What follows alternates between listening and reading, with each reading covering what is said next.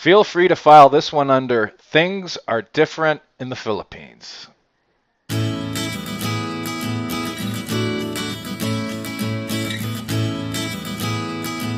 Hey, good morning, y'all. It's Ned over My Philippine Dreams, N to the E to the D over at MPD. And it's a rainy afternoon here in Dumaguete City. Today is August 18th, 2018. And we have another incident that's recently occurred. It actually happened on August 10th, about a little bit over a week ago, in Mactan, which is on the island of Cebu. And it just, again, goes to underscore and to give another example of how things are different in the Philippines. Sometimes I get questions from people. Sometimes I get inquiries from people that haven't been here before. And they'll present me with certain situations and they'll say, you know, I'm going to do this, I plan on doing this, and I plan on doing that. And a thing to keep in mind is things operate differently here sometimes. And this is a pretty good example.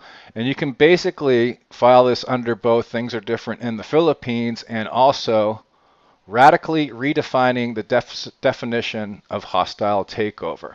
All right, so last week, again on August 10th, there were reports of an attempted takeover of a Mactan resort by members of a hostile security force. At approximately 3:30 a.m. on Friday morning, August 10th, approximately 30 armed men led an attempted coup of the Mactan Isla Resort and Casino in Lapu-Lapu.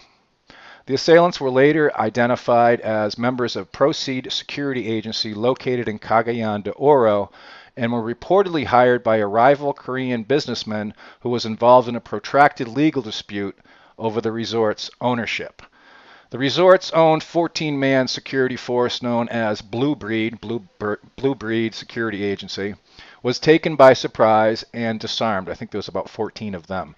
At some point, however, shots were fired and 2 security guards were injured in the exchange. As of this time, however, there have been no fatalities. 4 members of the Philippine National Police Force SWAT team were sent to investigate the incident, responding to the shots fired.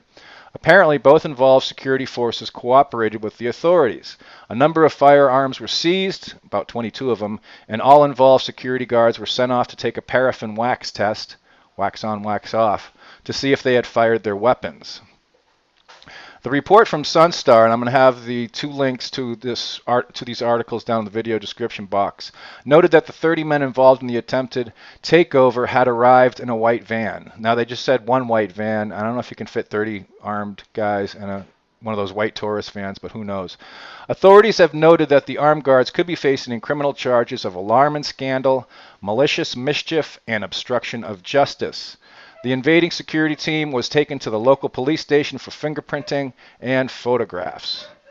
As of this date, a total of 7 Korean nationals, 33 members of the CDO-based Proceed Security Agency, and 2 Filipinos acting as translators have been charged and are required to post a bail of 876,000 pesos for all the cases filed against them. The final charges were slight illegal detention, grave threats, and grave coercion. The attorney for the accused stated that he is talking with the hotel's management team in order to possibly settle the cases before they move forward through the court system. Like I said, it's different in the Philippines. The first thing that I thought of when I saw these series of articles was what would have happened if this had happened in the United States. First off, there would have been probably a massive police response with federal agencies and Apache attack helicopters probably coming in afterwards to support the initial response.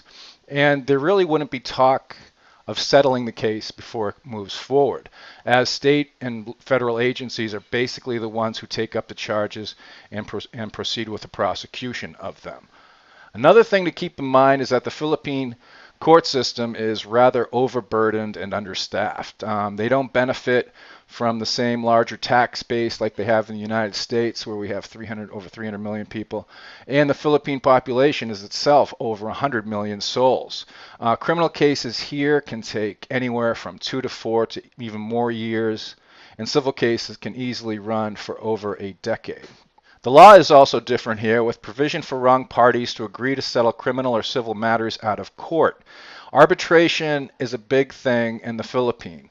And tulay, Tulay, that's basically bridge in Tagalog, are often employed to reach some sort of amicable agreement between the involved parties.